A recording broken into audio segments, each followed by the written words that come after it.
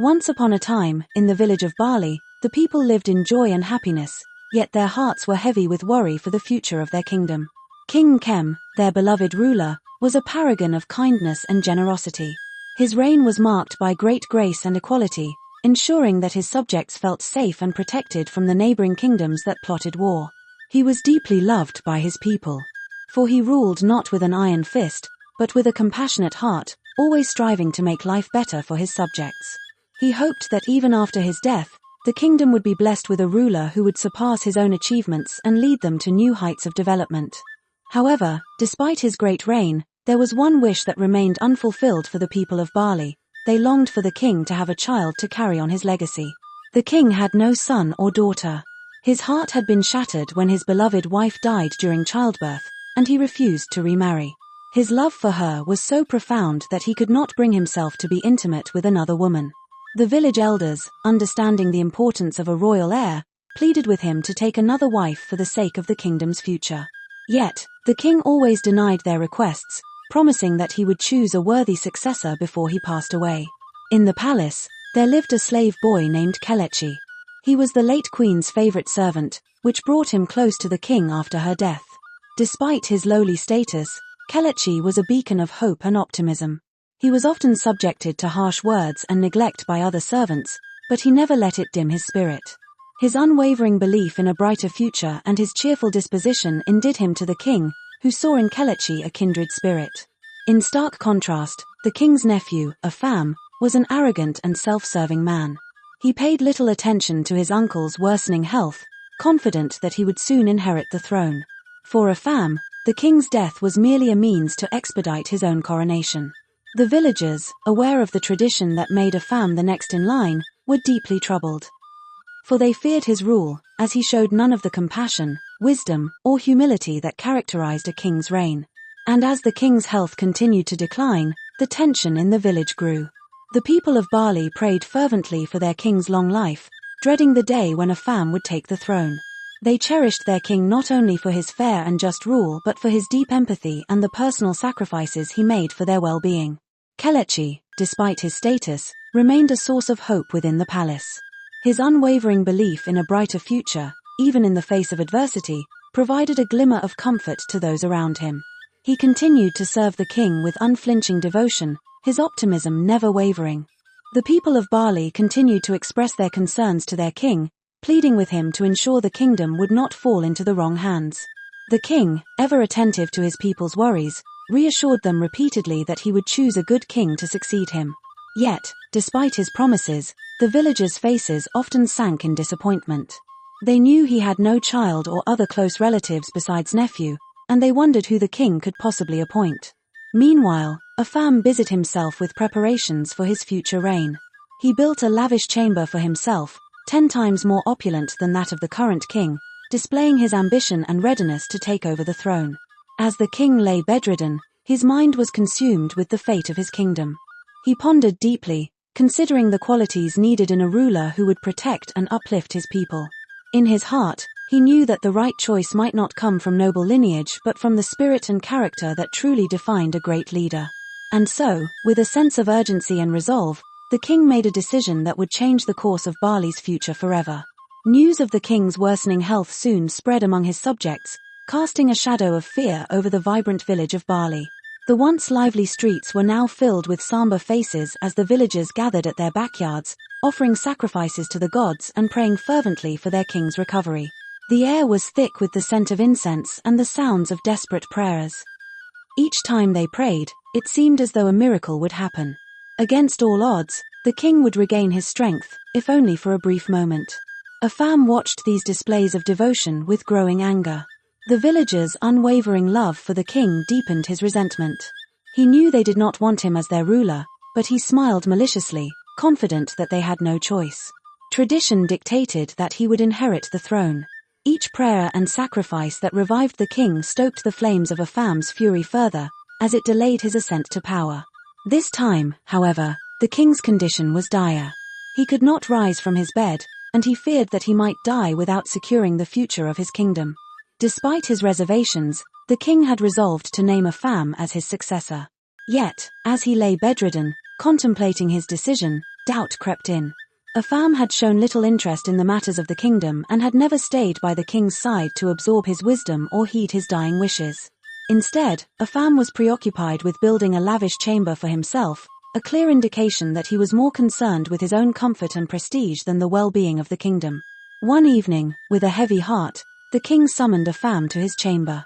The air was thick with the scent of herbs, and the dim light cast long shadows across the room. Afam approached, trying to hide the anticipation in his eyes. The king, seeing through his facade, spoke with a mix of authority and desperation. "Afam," he called, looking into his nephew's eyes. "My health is failing, and I fear I will not live much longer. The time has come for you to prove that you can be the king this kingdom needs," he began, his voice weak but firm. Masking the joy with feigned concern, replied, "Uncle, I am deeply saddened by your condition. Tell me what you need, and I will do it." The king nodded, sensing his insincerity. "There is a herb in my late mother's village that can strengthen my heart. It is a journey that will test your resolve and dedication. You must go and retrieve it for me." Afam agreed, hiding his true feelings. He reassured the king, "I will leave immediately and return as soon as possible with the herbs." As he left the chamber, his eyes fell on the slave boy, who was busy filling a water pot. An idea formed in his mind. He called Kichi over, his voice commanding but dripping with a threat. "The king has entrusted me with a task to retrieve a special herb from his late mother's village. You will go in my place and bring the herb to me directly. Fail, and you will suffer when I rule," he ordered, his eyes narrowing menacingly. Kichi, ever devoted to the king, agreed without hesitation. "I will bring the herb, my prince," he said, his heart filled with hope that the king would recover. He did not care if the credit went to Afam, his only was the king's health. Setting off immediately, Kichi embarked on the arduous journey. The path to the village was fraught with challenges, but Kichi's resolve never wavered. Along the way, he met various villagers who, seeing his determination, offered him food, shelter, and directions. His journey was marked by the kindness of strangers and his unwavering hope. Back in Barley, Afam continued to prepare for his rule, confident that Kichi would succeed and he would finally be king. However, he underestimated Kichi's loyalty and the king's wisdom. He arrived at the village and was greeted warmly. He explained his mission to the village elders, who guided him to the sacred grove where the herb grew. As he collected the herb, he prayed for the king's recovery, feeling a profound sense of purpose. On his way back, he encountered an elderly woman who seemed to be waiting for him on the path. She looked at him with knowing eyes and spoke, "Young man, your heart is pure, and your intentions noble. The herb you carry will indeed help the king, but the true healing must come from within the kingdom. Tell the king you met with Oshimili and tell him I'm in support of his decision after meeting you today." Kichi thanked her, though puzzled by her words, and hurried back to Barley, promising to pass the information to the king. Upon his return, he immediately sought out the prince to deliver the herb. Afam, his eyes gleaming with triumph, took the herb and dismissed Kichi without a word of gratitude. He entered the king's chamber, holding the herb triumphantly. "Uncle, I have returned with the herb you requested," he announced, his voice filled with pride. The king, weakened but still perceptive, looked at the herb and then to his nephew. "Thank you," he said, taking the herb. But in his heart, the king knew that it was Kichi's unwavering dedication and pure heart that had brought the herb to him. As the days passed and the king's health began to show signs of improvement, he reflected deeply on the events. The villagers continued to pray and offer sacrifices, their love for the king. While Kichi continued his duties, his spirit as hopeful as ever, unaware of the king's growing realization. The king knew that the future of his kingdom hung in the balance. He had to make a decision that would not only honor the traditions but also ensure the prosperity and happiness of his people. And so, with a heart full of hope, he prepared to take action that would forever change the fate of Barley. Days passed, and Kichi felt an increasing urge to tell the king about his encounter with the mysterious woman, Oshimili. Each time he thought about it, fear and uncertainty held him back. What if the king saw it as a mere figment of his imagination or, worse, a sign of disrespect? However, as the days turned into weeks, Kichi knew he could no longer keep this encounter to himself. He gathered all his courage and made his way to the king's chamber. As he entered, he found the king sitting up in bed, looking healthier than he had in weeks. The king's eyes sparkled with a knowing glint as he welcomed him. "My loyal Kelechi, what brings you here at this hour?" the king asked gently. Kelechi bowed deeply before speaking, his voice trembling slightly. "Your Majesty, I have something important to confess. During my journey to your late mother's village, I encountered an elderly woman on my way back. She spoke to me in a way that I cannot forget. She told me that my heart is pure and my intentions noble, and that while the herb would help you, the true healing must come from within the kingdom. She also said she is in support for your decision after seeing me that day." The king listened intently, his expression growing more thoughtful with each word. When Kelechi finished, the king's face broke into a warm smile. "You are special indeed," the king said, his voice filled with reverence. "The woman you met was no ordinary person. She was the great goddess Oshimili, a revered deity who rarely appears to mortals. Her visit to you is a sign, my dear boy." Kelechi's eyes widened in shock. "Oshimili, your Majesty?" The king nodded. "Yes, Oshimili. She appeared to me as well, days before your departure to fetch the herbs. She told me the same thing, that she was in support of my decision. Her visit to you confirms what I have long suspected." Kelechi's mind raced as he tried to comprehend the gravity of the king's words. "But what does this mean, your Majesty?" The king leaned forward, his gaze piercing yet kind. "It means that you are destined for greatness. Oshimili only appears to those who are meant to lead. Her visit to you is a divine endorsement, a sign that you are indeed meant to rule after me." Kelechi was stunned. "Me? But, your Majesty, I am just a slave boy." The king shook his head. "You are much more than that, Kelechi. Your loyalty, your unwavering hope, your dedication to the well-being of others, all these qualities make you a true leader. The goddess herself has confirmed it. I have seen your spirit, and now, with Oshimili's blessing, I am certain that you are the one to lead this kingdom into a prosperous future." As Kelechi left the king's side that evening to let him rest, his mind was a whirlwind of thoughts and emotions. The king's words echoed in his heart, filling him with a sense of purpose and responsibility he had never felt before. The king watched him go, a knowing smile playing on his lips. He felt a deep sense of peace, for he knew that the future of Barley was secure in Kelechi's capable hands. The king made sure to summon Kelechi to his chambers both in the day and at night, imparting wisdom and guidance on how to approach his future duties as king and what to expect. He listened carefully, still in shock by the sudden change that was set to alter his life forever.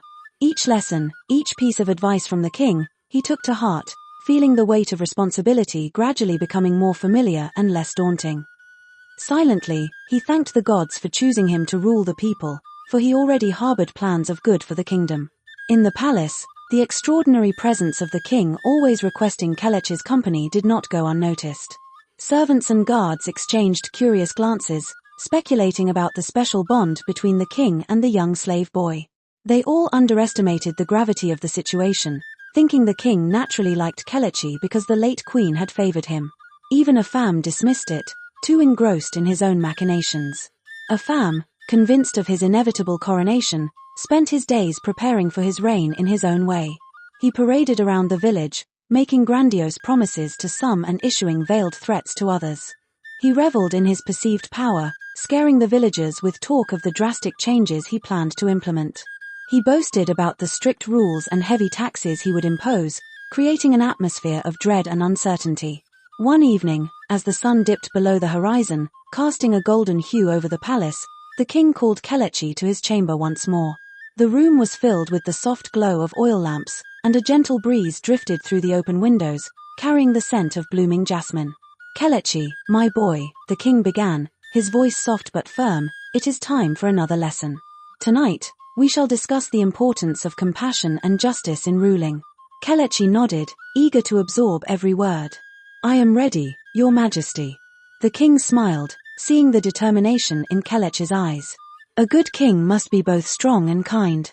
Strength without compassion leads to tyranny, and kindness without strength can lead to chaos. You must find a balance, always considering the needs of your people." Kelechi leaned forward, his heart swelling with a mix of pride and humility. "I understand, your Majesty. I promise to lead with both strength and compassion." The king placed a reassuring hand on Kelechi's shoulder. "I have no doubt you will. Remember, Kelechi, A king's true power lies in his ability to listen to his people and to act with integrity.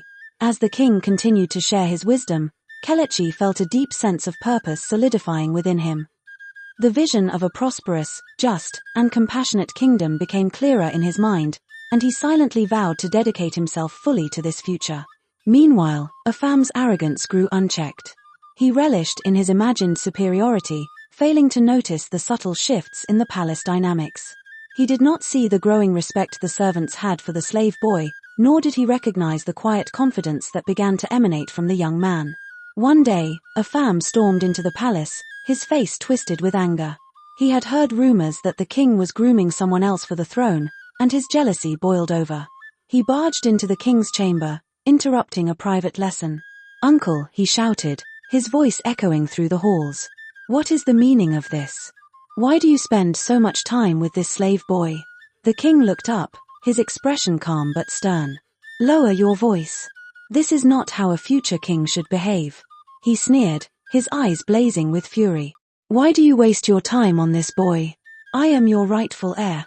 The king sighed, his disappointment palpable. "Afam, I have given you many chances to prove your worth. But your actions have shown me that you are not fit to rule. A true king must be selfless, wise, and just. You have demonstrated none of these qualities." Afam's face contorted with rage. "You cannot do this. I am the rightful heir by blood." The king's eyes hardened. Leadership is not about bloodline alone. It is about the heart, the mind, and the soul. Kelechi possesses the qualities of a true king. He has been chosen by the gods themselves. Afam's anger turned to shock, then disbelief. This is madness. You will regret this decision." The king remained unfazed. "My decision is final. Kelechi will be the next ruler of Barley. And you, Afam, must learn to accept it." Afam stormed out of the chamber, his mind racing with thoughts of revenge and betrayal. Meanwhile, Kelechi, though shaken by the confrontation, felt a renewed sense of determination. He knew that his path would not be easy, but he was ready to face whatever challenges lay ahead. The next morning, the king called for a council meeting with the village elders. The news of his improved health had already spread, bringing hope back to the people. The elders gathered in the great hall, their faces lined with concern but also a spark of curiosity about the king's unexpected summons. The king addressed them with newfound strength. "My loyal elders, today I wish to share with you a vision I have received.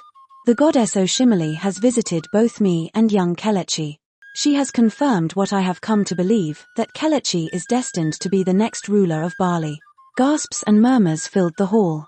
The elders exchanged bewildered glances, struggling to reconcile the idea of a slave boy ascending to the throne. But the king's authoritative presence demanded their attention. "The king," one of the eldest members spoke up, "how can we accept such a radical change? Kelechi is not of royal blood. Tradition dictates that Afam, your nephew, should be the next king." The king raised his hand to silence the dissent.